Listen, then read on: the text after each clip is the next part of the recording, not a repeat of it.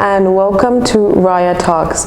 Today we have Soul Sisters. I'm Aaliyah and this is Shaheena, and today we are going to be talking about self-love for women in celebration of Women's Day. So the first thing I want to ask you, Shaheena, is what does self-love mean to you? Because self-love has become a new concept, a hashtag. It's trending, right? Where everybody's talking about self-love, and usually when you're thinking about self-love, you would picture someone going to the salon, getting a manicure, getting a massage, maybe pulling yourself a bath. And while all these things are self-love, right, there's so much more to it. So what does self-love mean to you? I think for me, because of the, obviously I am a holistic healer, so I'm in the wellness industry. I compartmentalize self-love into 3 different aspects of ourselves. So we are all tripartite beings, which means that we have a mind, we have a body, and we have a soul that's connected to a much larger part of us, to divinity. So when I think about self-love, I think about catering to every single aspect of myself. So I will tend to my mind, I will tend to my body, and I will tend to the soul. And I know predominantly growing up, like you're mentioning, self-love was just, okay, let's just go to the spa, let's go shopping, let me just treat my body, right? Where we negated our mind, right? We negated that wellness that's associated with the mind. And then also the soul. And what is the soul? What is giving love to the soul? It is, moments of joy, moments of being in the present moment, where you really appreciate and experience gratitude, whether it's with your loved ones, with your family, with your friends, really putting heart and soul into your work as well. So yeah, that's what it means to me. What does it mean to you, Aaliyah? Well, for me personally, self-love is very, very close to my heart because I actually started off as a self-love coach. And what I'd like to do is I'd like to break it down a little bit further, right? What is self-love? Self-love is just giving yourself love.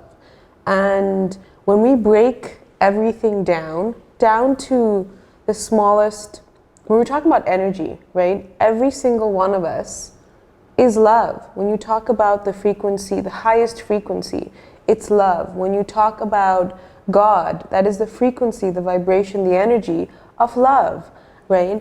And what we have become today, I would say, is that we're always constantly looking for something external. We're looking for a relationship outside of ourselves to make us feel something, to give us something, and we're constantly looking for love outside of ourselves. And self-love is really just love, but the reason we've turned it into self-love is because understanding that everything that you want outside of you is actually everything that you already have within you. So when you start to practice self-love, you're actually just practicing the highest frequency. You're practicing giving yourself what you would like to receive from others, because what you do is you hold yourself at a certain standard, you hold certain boundaries around yourself, you respect yourself, and you hold yourself in really high regard. And that is really, really important in regards to self-love. And when you start doing that, you start to notice every single thing around you change. Your relationships start to shift, your co-workers and your work starts to shift. Every single thing, your relationship with your body starts to shift, because what you're doing is you're moving from a frequency, from an energy of constantly complaining, or seeing that this is being done to me, or this person is doing this, or I'm not receiving this, or I'm not happy with myself, with my body.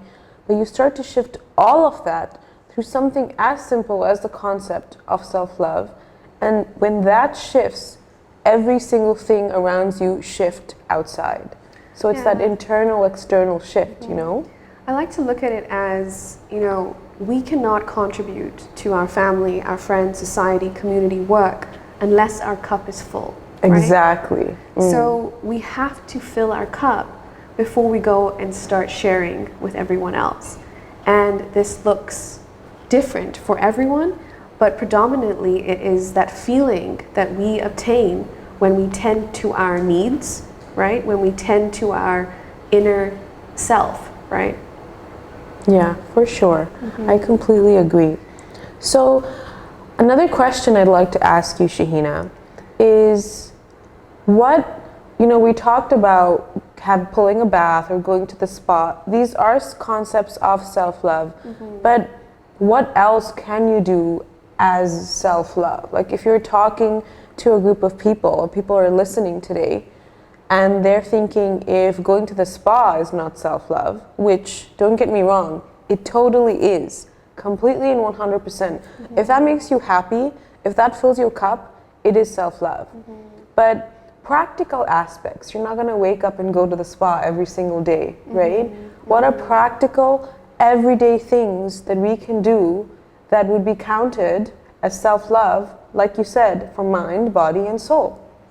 So, to begin, self-love actually looks differently for everyone, right? Like every single person has a different way of, feeling that self-love within. 100%. And it does look differently when, we're working with clients or, when we're working with groups of people, right? Like, for example, your self-love looks different to my self-love. Like, you enjoy journaling, right? I enjoy, meditating. Taking baths. Right? But if I were to really break it down into practical steps that you can do every single day, it is a body, mind, and soul routine in the morning where you're tending to every single aspect of yourself on a daily basis. And this can range from 15 minutes to an hour, depending upon obviously your schedule and your day. But when you check in with every single part of yourself and when you tend to every single part of yourself, you're then setting up yourself for success for the day. So with regards to a morning routine, body could just be some light movement, some yoga, some stretches, I think it's based around mostly on movement, right? With regards to body, moving your body in any way, whether that's stretching, whether it's yoga, if you like to go on a walk, if you like to dance. And we're not talking about, the 45, 60-minute hardcore workouts that you do when you go to the gym. Unless, of course, you enjoy doing that. Yeah, of course. But for an everyday morning routine, we're just like, move your body, stretch it, feel the energy move through your body, feel the blood flow through your body. With regards to the mind, a practice that we advocate for and share and teach with others is meditation, right? So meditation looks differently for everyone as well. You can do a guided meditation. You can listen to, some beautiful nature sounds. You can also do silent meditation. And you only need 15 minutes, just to quieten the mind, to check within yourself. And lastly, it's the soul. So I know I follow a beautiful practice that comes from Bali, and it's the light force healing method. With regards to the soul, I follow a beautiful practice that I've learned from the light force healing methodology that comes from Bali, that was done by Shaheena and Alexander. And what they have taught me is coming into the present moment in the morning is essential. And that could just mean making a tea ritual and just sitting with a hot drink. So you're really, really feeling life, right when you wake up. We tend to live in a world where as soon as we wake up, we got to get ready. We got to go do something. We got to do our hair, we got to get dressed. We're picking up the call. We're making meals for our kids. We're, trying to organize ourselves. Whereas if you actually just stopped, slowed down, created this beautiful ritual for yourself, your day looks different, the momentum looks different. And so these are the practical steps that I would take, is a quick morning routine of body, mind, and soul that sets you up for the day. That sounds good. Yeah. So my self-love routine, I would say, looks a little similar to yours, but a little bit different. But before I go into my self-love routine, I'd like to ask you a few questions around what you said. You mentioned meditation, for instance, for the mind, right? Why is meditation self-love? So, with women, right? I mean, also society in general, we tend to be so critical of ourselves. You know, we are constantly have negative thoughts. You know, we have body image thoughts. We have, you know, we feel guilty. We, you know, take on a lot of pressures of our family, of our friends, of society onto our shoulders, right? And this critical thought process that happens on a daily basis, right? We need to quieten the mind. We need to start tending to the mind. And that means really, so meditation helps with coming back into the present moment, quietening the mind, you know, relaxing your nervous system. So then you can start replacing these thoughts throughout the day, becoming more aware of your thoughts and understanding that, you know, you don't have to be so critical. You don't have to have your thoughts constantly running and moving, whereas you can come back into the present moment, take a couple of breaths and choose positive thoughts, choose better thoughts. Being at peace within, right? Being Exactly. at peace is self-love. Yeah, so I think meditation predominantly is a self-awareness practice for the mind. And when we truly practice that on a daily basis, we are then able to use this tool, the mind, the vessel, for what it was intended to be, right? And yeah, so that would predominantly be why meditation. Right. And you mentioned something about the present moment, and for me, I think moving into the present moment is one of the biggest things you can do for yourself as self-love. Because when you break down self-love again, it really is doing things that are good for you, loving yourself in ways that are good for you. And sometimes it looks like things that may sound spiritual or woo-woo, you know, move into the present moment. What does that even mean, right? But when you move into the present moment, what you're doing is you're letting go of all the worries, all the guilt, the shame, all these heavy emotions that you're carrying from the past, all the worries that you have about the future. Because like you said, women, we're thinking about everyone. You're thinking about yourself and all the things that comes with the self, with media, with television, with expectations of how we should look, how our hair should look, how our faces should look, what our bodies should look like, how we should walk, how we should talk, right? And then your relationships with other people, right? Going out into the world with your boss, with your coworkers. Then your relationships with your family, the expectations on a woman are completely different to the expectations of a man, right? A woman may have the same job as a man going out into the workplace. And I feel like this is shifting, but I still see it a lot where this is a core memory of mine, where I remember going into a doctor's office. My doctor was female, and this doctor was actually a couple. So there was a doctor, Mr., and there was a Mrs. We always went into the Mrs., right? But both of them always had their little clinic. And my mom had said to me, as a woman, both are doctors. They both come in at the same time and leave work at the same time. But she will go home and she will make sure the kids are okay.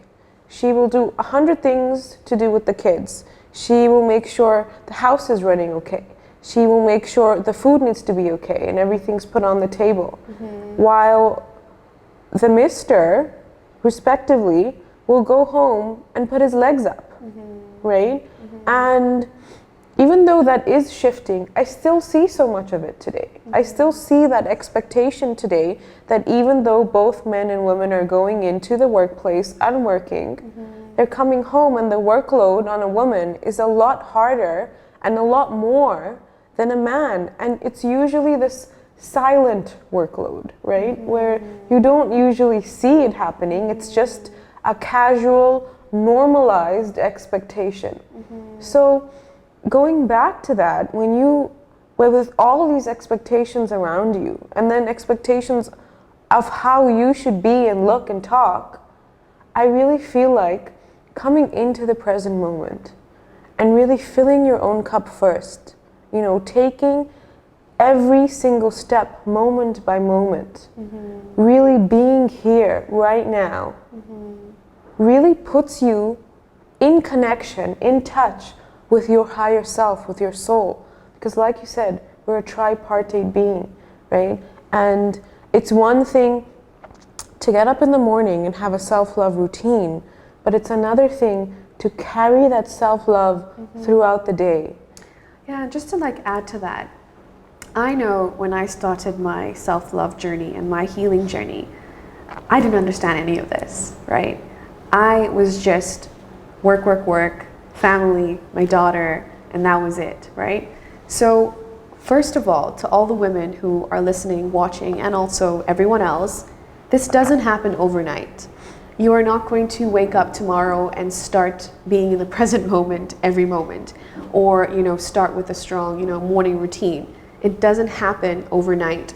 It takes time, it takes practice, but once you get into the flow, once you understand the benefits that it's adding to yourself and to life, you then are able to, you actually look forward to taking these practices into your daily life. You look forward to practicing, being in the present moment, being self-aware, because you understand the value that it's adding to your life. So that's one point where it's not going to happen overnight, right? And we aren't expecting anyone to wake up tomorrow morning and be like, I'm going to be in the present moment all day today. It takes time to cultivate. For sure. And it's the same way we talk about healing, because we're healers, right? The same way healing is a lifelong journey. Exactly the same thing with self-love. I started as a self-love coach 5 years ago. And until today, I'm still reminding myself to practice self-love, right? It is a lifelong journey. And how you practice self-love will really change and shift over the years. But the most important thing is that you are practicing it for yourself. You are filling your own cup every single day, no matter what is going on around you, no matter who needs to be tended to. When you understand that you need to tend to your own cup first, and only then can you give to others from your overflow. Because when your cup is empty, you have not as much left to give to anyone else. Exactly. Right? And also with regards to, tending to yourself in the morning, I love what you said in terms of carrying this out throughout the day. So I know for myself, how do I carry this out through the day? When I'm working, when I am at home, when I'm feeling a bit overwhelmed or frustrated or stressed, what do? I listen to my body. Exactly. I listen to my needs of my mind, of my body, and my soul. And this sometimes means taking a break, right? We're always feeling so guilty to just take a break. Taking a nap, you know how much I love to take naps, because that truly fills me up. What else give can yourself permission to do these things. Exactly, giving yourself permission to take the breaks that your body, your mind, and your soul are calling for, right? Yeah. Also, throughout the day, you're feeling a bit frustrated, a bit overwhelmed, understanding that you can choose better words to speak to yourself, right? And there's other practices as well that I absolutely love doing. I love going and getting my nails done, right? I love going and having a massage. I love taking really, really long baths. And these are all beautiful self-love practices to continue through for your day. And know that if you are feeling any lower vibrational emotions or any negative emotions, that you can always transmute that into positivity through these self-love practices throughout the day. I also love just calling up a friend, calling up a girlfriend and talking to her, and really sharing, how my day is going. That for me is a self-love practice. So everyone's self-love practice will look differently throughout the day. And knowing that, don't feel guilty. Take those breaks. Listen to your body. Listen to your mind, Some of my girlfriends, they love climbing mountains, They like going on long drives. They like going for drinks with their friends, These are all okay, and they're all tending to yourself. I want to go back to something you mentioned earlier about listening to your soul, listening to your heart, right? And you've mentioned quite a few self-love techniques, and in a bit I will go into a few of mine as well. But what I want to say is, you know how to love yourself best. No one Absolutely. but you knows how to do that. And right now, you may be thinking the best way I know how to love myself is to go and get my nails done and go to the spa, which is amazing. We both absolutely love doing that. I don't think I know anybody who doesn't love going to the spa, right? But ask your heart. You know, maybe make a list of things that you can do every single day that are easy to remember, that are easy to implement in your daily lives, because you know your schedule, you know what time you wake up and how much time you have. Take that time aside, whether it's half an hour, mine's 3 hours long, right? So take that time aside. You know how much time you need. So if you sit down, close your eyes, ask yourself, ask your heart, ask your soul, your higher self, what do I need to do to tend to my soul, to tend to my mind, to tend to my body? What does self-love mean to me? And how do I give myself love? You know, write those things down, and they can be 2 different lists. It can be a list that you can do every single day, and there can be a list where you're going and indulging every weekend or every other weekend. Yeah, right? I love that concept because this is what we share with our clients as well, right? We share a self-love toolkit. Exactly. Right? And in the self-love toolkit, once you understand, are you tending to your body, mind, and soul, and you want to do some other self-love practices, you're just scrolling your finger down this list and saying, today I'm going to do this. So today I'm going to do multiple things on this list, right? Yeah. So having that constantly, being able to refer to that is great. Yeah, for sure. So make this list for yourself, take that first step into self-love by making this list for yourself, a list that you can do every single day. Look at that list every single day. Maybe pop in a quote or 2 and say, this is how I'm going to motivate myself to love myself. Even on the days when I don't feel like it. Those are the days that you need it the most. And trust me, the difference that you're going to feel internally, and then soon the difference that you start to see externally, will really, really make a huge, huge change in your life. I really like what you said about, we tend to do these things when we're feeling low, when we're feeling like we need to do something in order to feel better. But if we actually cultivate a practice every single day, regardless of whether we're feeling high, feeling low, what do we tend to do? It just gets better and better and better, right? Like, I love that little quote that you always say, where life just keeps getting better and better and better, because what are we doing? We're expanding in love, we're expanding in bliss, we're expanding in the appreciation and gratitude for life, right?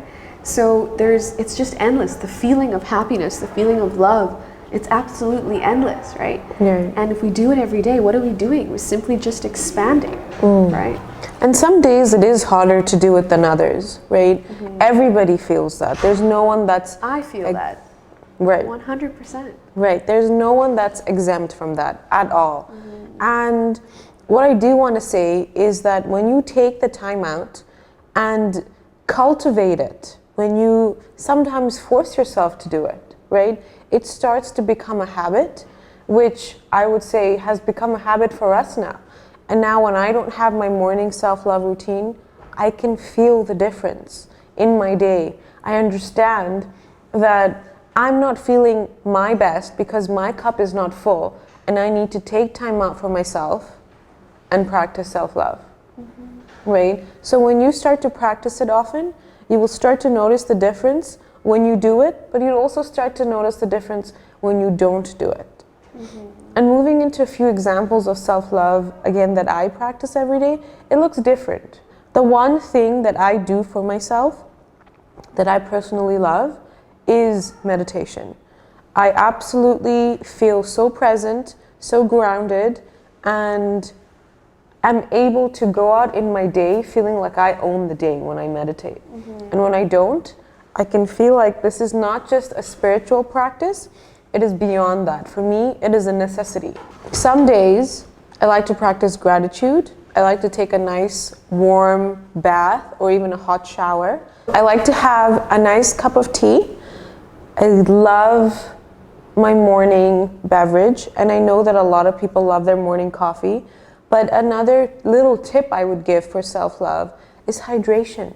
Hydration is so important. It's essential for every single person, and you start to notice a huge difference in your health, in your cognitive abilities, in your skin, your weight, and just in general, your vibration, your frequency completely shifts when you are hydrated. So hydration would be one of my number one tips for self-love. But another one that I'd like to do, and I'd like to invite you to do, is affirmations. You know, and it's not just affirmations where you're staring at a computer screen and forcing yourself to read affirmations that you don't connect with. And it's not putting on a meditation and plugging them into your ears and forcing yourself to believe in something that you really do not believe in. Affirmations are supposed to come from your heart.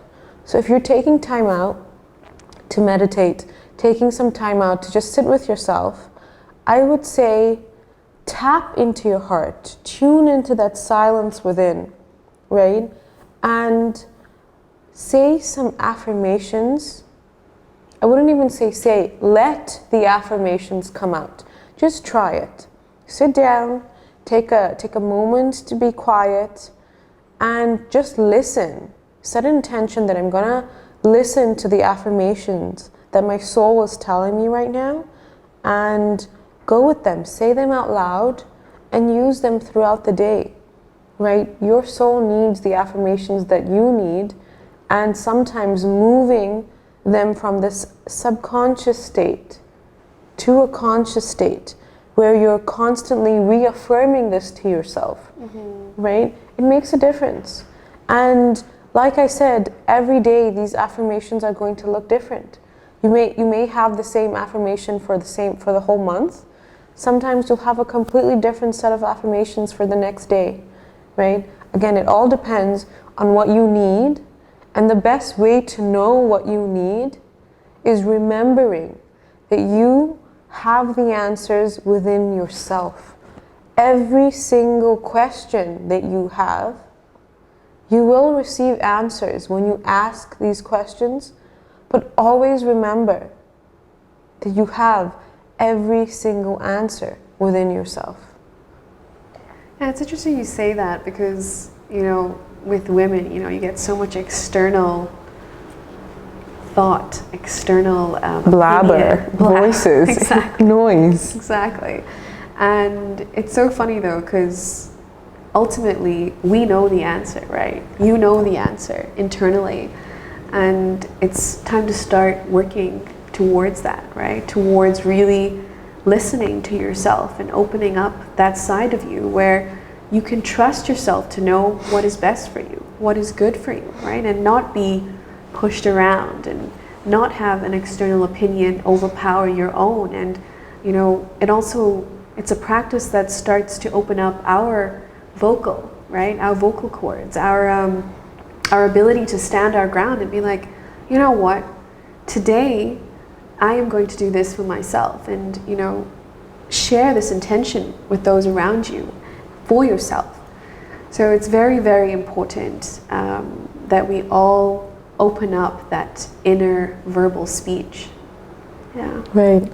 I think to finish off, what I would say, my last and final little piece of advice that is directed especially for women, because a lot of the things we've said today, men can use this too. Absolutely. Right? Yeah, we teach this to everyone. Exactly. This is for everyone. But my little piece of extra advice for women out there, for all the beautiful, divine women out there, I would say, don't be afraid to take up space. Take up as much space as you need. Speak up and own your truth. You are a sovereign being.